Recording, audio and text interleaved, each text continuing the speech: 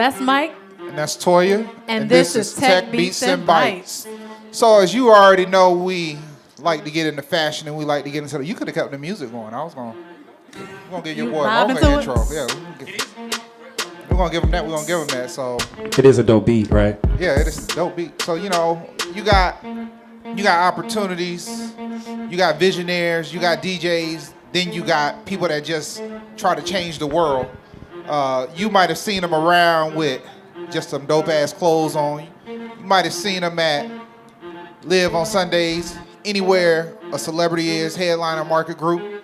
But we know them as family. Let's give a round of applause to DJ Fly Guy. Absolutely. I clap for myself. Yeah, man, you got to do that.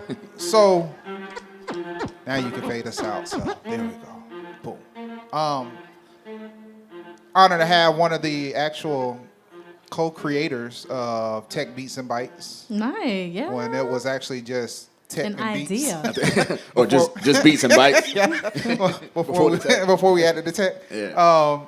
So Fly Guy is actually one of the people, has a dope vision, has been around in the community, has also had the pleasure to work together with our DJ Selfborn, but you are a staple in this community at this point, young man. So I was trying to actually pull out key points in your bio, but your bio is like mine. After people read it, they still call and be like, what exactly do you do? You got a lot of stuff popping right now. So won't you catch us up before we go ahead and get into the controversy, because you know that's coming. Oh, boy. Won't you tell us about what you got going on, about what is it to be a fly guy?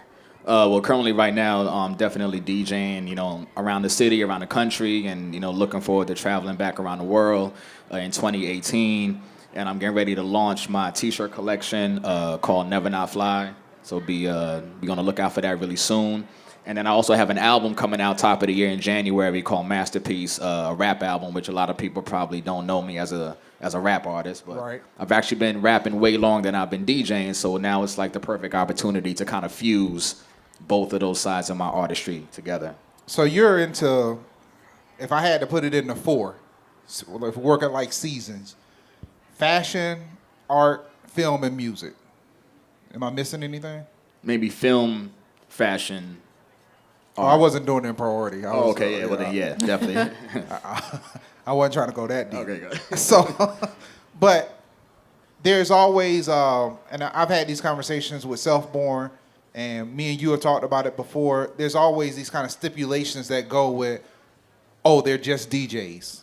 Mm-hmm. And you always have to kind of transcend beyond that. So right. What are some of the things that, because for one, being a DJ does give you invaluable opportunities to meet people and connections. Access. Right. But definitely. What are some of the struggles when it does become, I'm more than just the guy behind the turntables?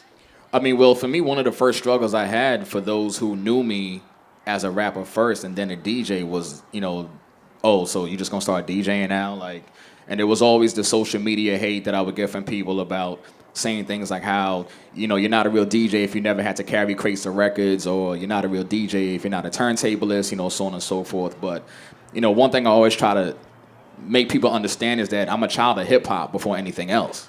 Okay. And if you understand the culture of hip-hop, then it's MCing, it's DJing, it's breakdancing, it's graffiti, and then there's just the overall lifestyle, overall culture.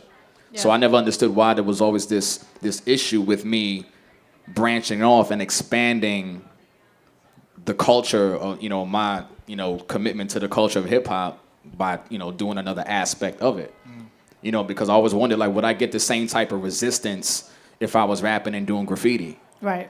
Or if I was DJing and breakdancing? So you were staying within your components, but it was just a component they didn't want you to venture into. I guess not, yeah. Which just fueled the fire even more for me to get to where I'm at now, so it's all good. Yeah, and I know when you were starting to do the transition to becoming a DJ, you did the competition on TV. I forgot the name of the competition. Master the Mix right. on VH1. So how did that sort of validate your move to becoming a DJ? Well, no, I mean, Master the Mix, that was, I think, 2013. Yeah. And, if you want to say my professional start as a DJ started in 2008, courtesy of, the guy behind us. Right. But I'm saying on a national. So Miami knew you from Love Hate. Yeah. But on a national level, yeah. Right.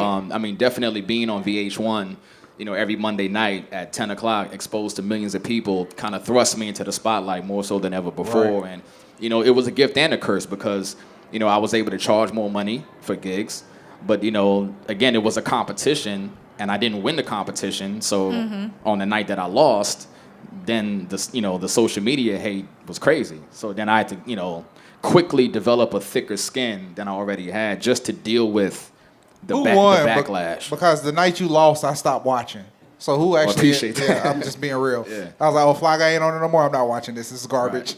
Right. It was dope while you were on there, but who ended up winning? This guy named JCO. And that's one thing, like, people don't understand. Like, on that competition itself, right? It started with, let's just say, 1,000 DJs all trying to compete for these 20 slots for this competition. And you're competing for $250,000 and, of course, you know, bragging rights and a contract with Smirnoff or what have you. So you go from 1,000 down to 20. I don't know about to drink that anyways. You shouldn't have won. It should have been like Hennessy. I'm just like, Right. should have been Hennessy or something. Then you would have put your heart into it. Well, it was a bad drink. I Go don't ahead. drink Hennessy either. No disrespect to Hennessy. Dominique, I love you. But, so then you figure you go from 1,000 down to 20. Then you go from 20 down to the top 12. So every episode was a different challenge.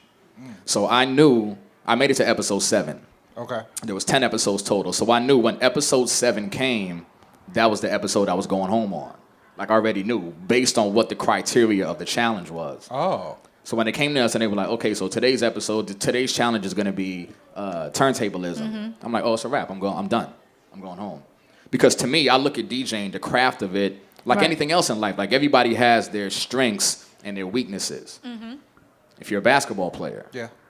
Some play offense, no defense. Yes, some are great at rebounding, some can't dribble, some can dunk, some can't, you know, pass, some can shoot, some can't dunk. Right. So I know my weakness as a DJ at that point was whatever the criteria for this particular challenge was. The guy that won the whole competition is a world champion DJ. Okay. That specializes in that particular challenge. So there was no way any of us were gonna beat him anyway. But my exit was kind of emotional, and I had pretty much like an emotional meltdown. And for those of you who saw it, you know, you knew I basically cried my eyes out on national television, and I had to go through that and, you know, hear what people had to say on Twitter and Facebook and all of that after seeing that. So in that situation, did you feel like all press is good press, or did you really feel did that sort of impact your career in a negative way? I mean, it pushed me to want to learn that aspect of DJing more.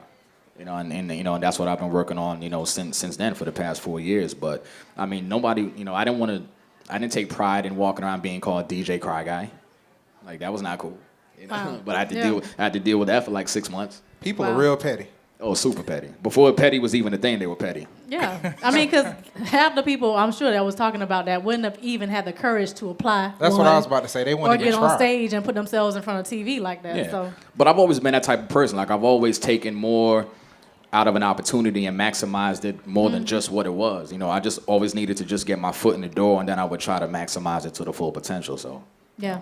So a lot of people, millions, know about 54 on Sunday, which some people don't know that's what that's what LIV stands for. LIV actually stands for. Shout out to Mike Gardner. Yeah. Working with world-class organization like Headliner, but also really having your foot in the community and doing things in Liberty City and Overtown. What do you think are maybe some of the misperceptions? I know it, but I can't say it because when the host verifies stuff, it don't really make no sense. But what are some of the misperceptions that you think it is with the organization that you're a part of? I know you have your own company, but that's really one of your affiliates. You guys actually do a lot in the community, but people think you're really just this one night on Sunday and that's it. They think it's just parties, but it's so much more behind Headliner and Tease. You know, Tease Miami, which is the youth aspect of the company as a whole. I mean, everything from the Overtown Music and Arts Festival to, you know, giving out Thanksgiving turkeys to, you know, giving food to the hurricane victims. Like, it's a lot of stuff that we do in the community, especially teaming up with Keon Hardeman, you know, the commissioner. Shout out to Commissioner Hardeman. Yeah, shout out and I to believe, him. is he still out here? He was out here earlier. I saw him earlier, but I don't know Are the if he's still there. flashing lights on the street? Nah, he ain't here no more. So you know, there are a lot of things beyond just parties that we do. You know, we even do things like, you know, doing like free haircuts and Right. manicures and pedicures for people just to, make them feel better about themselves, give them, a boost in self-esteem. Like, and people tend to kind of look past that and think that it's just about live or story or, parties and stuff like that. But, they really got to, like, understand what Headliner is, in total as a company. So what are some of the things that you're trying to, I guess, transition into that's taking you beyond? Because I know you have the documentary. I don't know if it's ever going to get released in full. That's a question for Mike Garner. I know it's coming, though. Yeah. He actually just released the trailer a couple of days ago, and people are going crazy over that. So Yeah, that lineup Did is. you see it? Yeah, I saw it. Yeah. Did you see it, Latoya? They got the documentary with still got the ticker to count on it, like Yeah. real raw footage. So what are the things that we're trying to accomplish? Because I know one of your mindsets is you consider this a base and a home, but you are trying to become you're an international DJ. But what are some of the things that you really want to push forward in South Florida that you think maybe some people just aren't paying attention to? Just bringing back the actual creativity in DJing. Because a lot of times now people go to parties and they're kind of just standing around and they're on their phone and they're not really engaged in the moment. Like, what I would love to do, honestly, is to do a party where you're not allowed to be on your phone. The no phone zone. Oh, And that's copyrighted, so nobody could jack it. It's copyrighted. The No no phone phone zone. zone. Yeah, No, where that's you cool, actually though. like. You have a lot of restaurants that are doing that. Yeah. Yeah. I just think that as that applying that element in a party would be great to just bring people back to the experience of just being in the moment. You can't post about it. You can't show somebody what you're doing. And if you weren't there, then you just have to hear about it the next day. That's something that, I really want to... Yeah. Or is that really because y'all deal with so many celebrities and they just want privacy? So Nah, it's not. No, it's not. It's not about that, and it's not even talking about doing it in a huge super venue. Like, Right. pick a little bar, a little lounge, and just start small and let that grow organically. No, I think that's cool because so many people live through their cameras, their like phone screens. I remember when I was at the concert at Bayside with Nas and like Lauryn Hill. Everybody was watching it through their phone, and I'm like, how can you really be in the moment if Right. you're seeing it through this little ass screen? Right. Like, Exactly. I just crazy. really want to know how many people actually, this is my thing. How many people actually go home and watch that footage versus just posting it to brag and That's say it. I was here? that's it. It's so many, and I mean, they're like, for this, because we're talking and we're normally engaging with somebody else that other people want to know about, I can't imagine being a DJ or doing an event where 75% of my audience is really just running their own mini photo shoot inside of my event. They don't care about what's going on. It's like, hey girl, they got the Snapchat filter. Hurry up, Right. make sure my lighting look Right, good. right. Like, what is it going to take to get people to just enjoy the moment? I think a large contribution to that is the music itself, because I think if you're able to take people mentally out of focusing on themselves and then focus on their environment, then that adds to the to the whole night, to the whole party in general. So I think the music, when you just create that type of vibe where, because to me that's what music is. That's why, if you've ever seen me DJ, the way that I DJ, how animated I am, how much energy I exude, is because I don't care if it's 1,000 people in the room, if it's 10 people. I DJ the same way all the time. Yeah. Because I love music. Like, that's what music does, to my soul. Right. So what I try to do is I try to give people that same feeling. Energy. Yeah. And it's saying, if you're not reacting to the music the way I am, then something wrong with you. Right. Like, Because what I'm I'm saying? giving it. Exactly. Yeah. Like, so that's, I think the music is a large part of that. And unfortunately, a lot of the current music today doesn't really evoke that type of emotion out of crowds, nowadays. So that's Yeah. why I started doing a 90s party called 90 Now, because I wanted to get, create a situation where I gave people 80% music from the 90s, which is my favorite era, and then, add in 20% of the current stuff, Right. as opposed to the other way. And the 90s is having a nice renaissance right now. People are just wanting like good music again. Yeah, a lot of samples and stuff. Yeah, Exactly. I'd rather you just stick with the 90s thing all the way through. Just do 90% 90s music, 10% of this other garbage. I mean, it's just, like you said, it doesn't evoke the same kind of emotion, so the vibe is totally different. you know? Playing devil's advocate, like there's a place and a time for everything. Right. So Right. there's a place and a time for, Migos and A Boogie with the hoodie, and then there's a place for a room where you can play, Michael Jackson and Prince and Outkast and Bon Jovi and Aerosmith all in the same DJ set. Right. And I've been blessed career-wise to be able to do both. Right. I've been able to do both on the other side of the world, like in places like Japan and China. So, you Right, know. where the music love and the culture is bubbling up. One thing that we talked about with our last panel was about pivoting. And I know, you had an early career in fashion. You worked for a major fashion house. I did. When you moved to Miami, you had your own sneaker store. I did, yeah. So, and now you're kind of circling back to fashion. What are your thoughts on pivoting and being flexible and sort of just allowing yourself to be creative and get into your own space? I mean, for me, it's a necessary thing for me because I am a creative person. That's how I function. That's how I am. And, by me creating this line, Never Not Fly, I didn't want people to think just like they thought when I started DJing, oh, he's just trying to do this to get girls or get some popularity, whatever. Like, I actually have a background in fashion. I actually have 2 older brothers who DJ, so I come from the culture. Mm-hmm. So Mecca was the clothing line I used to design for back in New York. Kind of embarrassed to say that, but I don't. Nah, Mecca held it down. mean, Mecca did their thing. They were the truth. Mecca was, Time and was place. popular, It wasn't right? Time and place. Back in my high school days, but It was a lot of. You know. I mean, you got Mecca, Echo. Echo was live until Mark actually left. Yeah. It was a lot of things Carl back can then. I? Aniche. Oh, people call it NYC. They used to mess that up Yeah. all the time. Yeah. It's actually Aniche. You got to embrace the culture. I mean, when everybody was wearing clothes 4 sizes too big for them. I was in it too. I Look- think, like, you can see me, right? Like, I'm a waist 32. I think in high school I was wearing waist 40 jeans, Boss jeans to be exact. Yeah. Not One time for embarrassed. them Killian Cougars, because I know the white bullets out there too. Hey, Yes, down south. Couldn't run from too many cops with that on. Well, you can see. It Well, worked thankfully, out. I never had to run from any cops, but Now we're gonna get right into it. I'm glad you brought that except up. that one time. That's a whole nother panel. Yeah.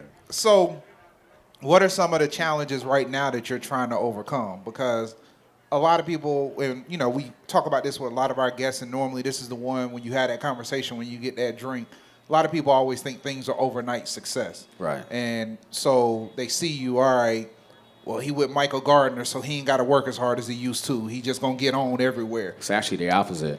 Like, being with somebody like Mike share Gardner that. might makes you. Yeah, that's the part. Can you unpack Work that a little harder. bit and give Right. them some information on that? I'm just saying, like, to be under an umbrella like headliner and to be in a position where the best is demanded of you at all times, you don't have an opportunity to slack. Right. You don't have an opportunity to just be like, whatever. And there are some days, some weeks where I do slack, and then it shows. Because every time I play in the club, in the party, I'm not crushing it every time.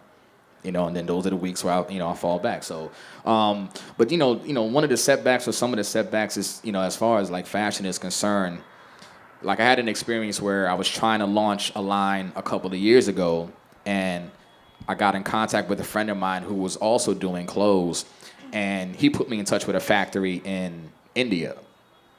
But he would never give me the contact information for the factory. He said, just go through me and I'll take care of it, for your samples and everything. Right. So I ended up giving this kid like $6,000 to make like a sample line, a sample collection. Right. And I never saw one of the pieces. And I never got the money back. Yeah. And then he moved to Colorado. I was about to say, is he Gone. still alive? Like, no, So, it's just, it's things like that, like finding people who to trust, in this industry. Like when you guys mentioned, what is it, Makers? Makers Row. Makers Row. Like I never knew about that, but that's something that I'm actually going to check out now because, I would feel more comfortable, sourcing things here in America than trying to put a bunch of money into something overseas and then, Yeah. not seeing it. Because it's so unknown, and you never quite know who you're talking to, who you're working with. So Yeah. And I mean, I've seen you open up your black book. I've seen you call people right on the spot to help other people out. Do you feel we have the interconnectivity within our city to actually push our city to the next level? Or are we still a little too siloed? I mean, I think it's here. I just don't think it's executed enough. Especially if you're talking in the entertainment field, like in the music field, especially. Right. Like with hip hop, like I don't think there are enough collaborations of local artists here that could really put Miami on the map because there's so much talent here, even on a hip hop level, on an artist level in general, on a music level. But I just, and me as a DJ, I'm getting the music from all of the artists, but they're not working with each other. Mm-hmm. And then, and then somebody like me comes along and I'm like, well, hey, I'm doing an album. I want to take you, this rap, I want to take this singer, I want to put us in the studio together and let's make a record. Because if y'all not going to work with each other, I'm about to make y'all work together. It's easier Through to me. put 3 people on one track and then they expand from there versus trying to play 3 different new tracks that nobody ever heard of. Or just but just to get those different creative energies in one In a room, yeah. And then remove me out of the equation. Now they go work on their own record together, Right. Or they refer this singer to another artist, something like that. I've always tried to be like a dot connector. That's my thing. I would think, and only with due respect because he just got honored, I would say that Luther Campbell, Uncle Luke, was a good person of doing that. He was real good Definitely. at putting together people on the tracks because you look at a lot of his collaboration tracks, a lot of those artists spawned off into individual careers, but if they have to tell you where was the start of them being founded at, it would always go back to some kind of Uncle Luke track, or Uncle Luke event, or Uncle Luke party or something. So shout out to Uncle Luke for finally getting recognized with BET and getting that Lifetime Achievement Award. Now, Luke is legendary. I mean, I've actually had the pleasure of like going on the road and DJing for him before. So yeah, That's cool. So fun fact, the logo of his face, I drew that logo sitting in his house on my laptop with with the crew right over there. Oh yeah? She didn't remember me because I was a 26-year-old snotty-head kid with dreads. And so we linked back up for the hurricane. But yeah, that's actually why I met Luke. So we were sitting there, and that's when Luke had a little bit of a different focus. He was truly, most people kind of know this because he speaks it, but he doesn't speak on it deeply. Luke was 2 contracts and 1 phone call away from doing everything that Bang Bros, Hugh Hefner, and like he literally walked away from millions of dollars. I would say $1 billion empire because he was more dedicated to making sure the youth football leagues were actually managed properly in South Florida. Right. Priorities. He's really big on the community. So I think some people overlook that. But yeah. And that's why he could go anywhere in this neighborhood, in this city, in this country, hold his Won't head up get and touched. be respected and all the time. Absolutely. Yeah, so that was real big. But yeah, I drew that logo for him sitting That's on crazy. his desk, man. I didn't know that. That's cool. Man. Since you are a world traveling DJ, how would you rate Miami in terms of the music scene and the DJ scene? Ooh, good question. Miami is a gift and a curse for a DJ. It's a gift because you have so many people from all over the world who come here as tourists, so you can expose yourself, your craft to the entire world in one room. People from the Far East, from South, from North, wherever, and we also party till 5 a.m. Right. Which even if you just look at the United States. Anywhere else you go in the country, I'm not sure about Vegas, but anywhere else, parties are Vegas shutting down at like 2 was 2 a.m. or 3, yeah. Right, Yeah, 2 a.m., maybe 3 a.m., places like D.C., maybe 4 o'clock in New York. But, to have a party run from 11 p.m. to 5 a.m., that's 6 hours. And To come out and see the sun coming up, changes your life. And there have been nights where, like, I've been, like, the only DJ in the party. So I've had to DJ from 11 p.m. till 5 a.m., straight through, no break. And it takes a certain type of mental stability and strength to keep a certain level of energy for 6 hours straight in a room of 1,000 people. Got to pace yourself. That's like boxing. You pace really got to have a strategy. You got to pace yourself, yeah. And then it's just like boxing. Everybody got a plan until they get punched in the face. Like Mike Tyson say. Right. Till the knockout happens. You realize 4 hours in, I played every song twice already. So thankfully, I mean, I pride myself on never doing that. Like, I never, ever want to be in a position where I play the same record twice. I don't even I really try to make my DJ sets unpredictable. Like, I would never want somebody to come and say, okay, I know exactly what he's going to play song about to play next, yeah. And even me listening to other DJs do that shit makes me cringe. Even because once I know it, I know the crowd knows it. Right. I know the staff knows it. Right. I know the managers know it, but they're not saying anything. It's like Club La Vila back in Panama City. No, I was about to say like the moon in Tallahassee. Yeah. We know what's all coming on That's next. the panhandle days. What you mean? Dude, I was there. There's just too much. So it wouldn't be right if we didn't get a self-born question in. So you can go silly. And hold on, because I got to shout him out again. Go ahead. Because the one thing people don't know, like I started to mention before, like like I said, I grew up with 2 older brothers who both DJ. I've touched turntables here and there, whatever, but never took it seriously until I moved back down there from New York and I started going out. And somebody told me, you should go check out this poetry spot. It was you. You told me. I did. Yeah. Ingrid B. Ingrid B. told me check out Cielo's in Coconut Grove. Right, that's where she was doing it at the time. And when I went to Cielo, I met Self Born and Mark G and DJ Johnny Walker Red, and he gave me a card Actually, I still have the card in my house somewhere. A classic Sundays and Love Hate card. He's like, yo, I said 70s, 80s, and 90s hip music. Oh, I'm there. And I started going 1 week, next week. And then I went to him and I'm like, yo, like, I'm trying to DJ.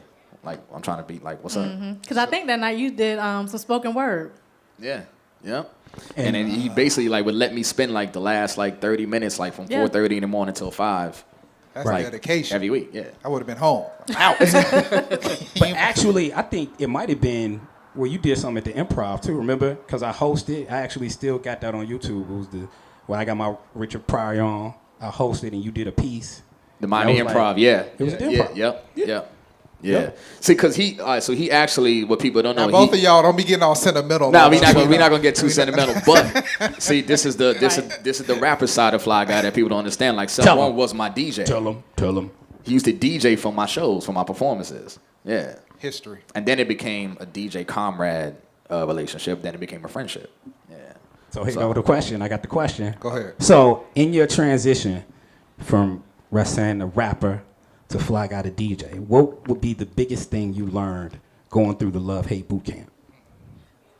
Because all the DJs know I run a boot camp and you can't mess around, which is why you so dope right now, because you know I don't play. When you get on them tables, you better rock, otherwise I'll spin all night myself. So Sound like tell them, what's the somebody's biggest thing that you learned? Both of these boys are gracefully humble. Yeah, look. Go ahead. The biggest thing I've learned, I've learned a lot of What would be the most important things. What's the one that stands out the most? Yeah, top of mind. The respect level.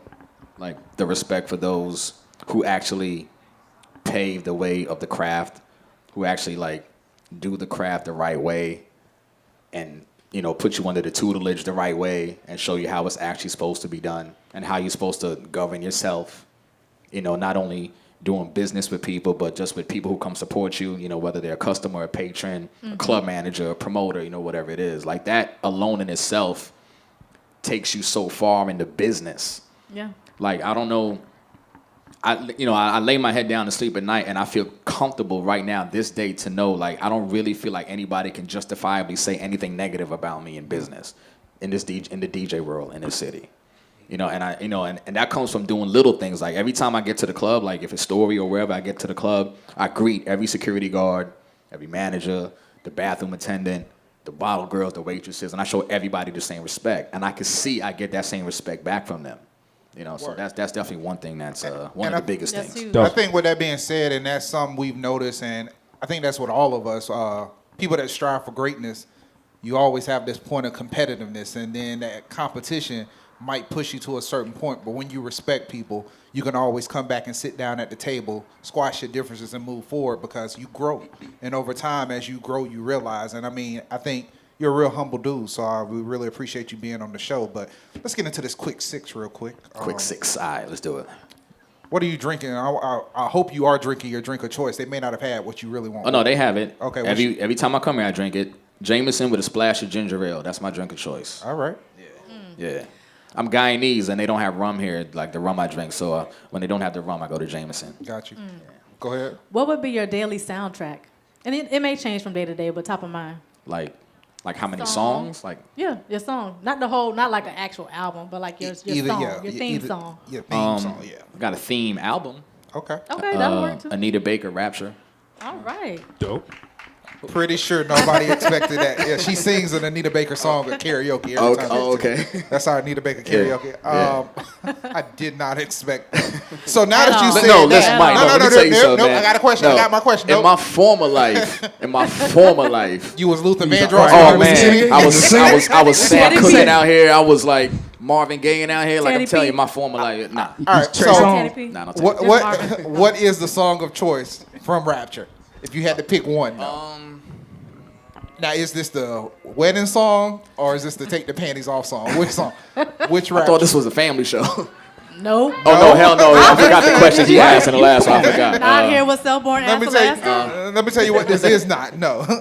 No One in This World is probably my favorite Anita Baker song. Yeah. Oh, Yeah. that's a good one. Yeah. All emotional DJing. I told somebody at the bar, actually, I said, you know, one thing you don't know about me is I have like 20 volumes of like slow jam mixes on my SoundCloud. Like I just didn't want to like do like hip hop mixes and rap. I was like, nah, I'm gonna do some slow jams.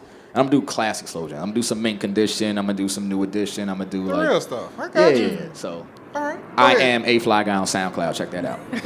Plug. If you had to give a DJ one piece of advice, what would it be? You're in passing. He sees you in the Right. elevator. Somebody new, they green. Oh yeah, I'm saying like, is it a new DJ? Yeah, Like, New. brand new. He just trying it. Like the dude self-born, like get on the stage when we first started. Right, they're like, oh, that looks so cool. How do I do what you do?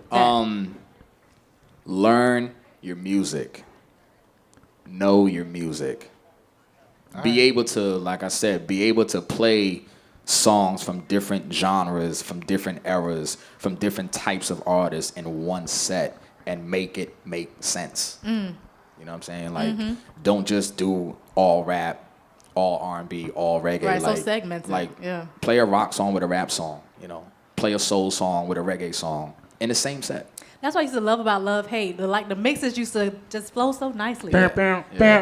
So, we won't have the sound effects yet. We can't pay for the license. No, I'm keeping it. No, that's mine. I'm doing it. I got it right here. I So- just like doing it. 24 shows in, no sound effects. Just saying. So, because he's here, and with all due respect, what is one of the craziest things Michael Gardner has ever said to you? He's sitting right there. He working. You know he working.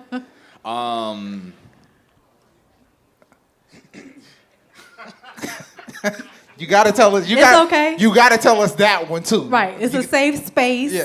Yeah. He can't No fire you judgment. tonight. Not tonight. No judgment zone. Don't get fired because I can't pay you what he paid you. Though. Keep your job. One of the craziest things Mike Gardner has ever said to me, while DJing. Can I curse? Yeah. Oh, no, I ain't gonna curse. No, you can curse. You can curse. He said, nigga, I'll fire you right now. Boom. That's something That was a bad night. That was a bad night. I can see Mike saying That was a bad night. And then he probably stared at you for about 3 more seconds and then just walked off. Oh, no, he'll say it and not even look at you. Or he'll like text it to you. And you gotta read it. And you're like, shit. Shout out to Mike. Let me go ahead and change this song real quick. Nah, that's my man. No, actually, like, you know, like, Self-Born is one, Mike Gardner's another one, like, single-handedly, like, changed my life just from the opportunities that he, you know, That's what's you know, up. that he gave me. So, you know, always grateful, you know, to be part of that camp. Toya, close us out with the last one. Right. If you had to pick one, fashion, music, Ooh. DJing, only one, what would you do? That's like 4 seasons. Which one's your favorite one? Yeah. Well, what do you say? What do you mean by music? Because DJing and music. I mean, like, so rapping, being an artist. Oh, rapping, easy. Yeah. That's my true passion. Like, I became a DJ. I'm like, you know, okay, here's a little Snapple fact for you. Hold I on, really we're became gonna a do DJ. that in the post because we're gonna just make you spit. You're gonna have to spit when we get off of the show. Dun, dun, I mean, we dun. can do that Yeah, too. we're gonna do that. We're gonna We have can do to. that. We can do that right it now. is karaoke. So this, I'm you got saying. karaoke, so we're gonna do that. I So mean- we got Jameson and ginger ale, not ginger beer, right? No, ginger ale. Jameson and ginger ale for DJ Fly Guy, and let's just do this though. He was one of the co-creators. He helped us make this all happen before anybody else got on board, and he was here with Teach, and they were talking it over. So let's give a warm round of applause for Absolutely. Rashid. And so y'all can hear it. So y'all can hear it. So y'all know it's there. Yes. But I like doing it on my mouth better. It's All right, better. y'all. So we're gonna go ahead and wrap this up. We're gonna get ready for overtime and karaoke, but we'll see you all next week. Appreciate you. And I thank y'all. Appreciate y'all. All right, don't go nowhere.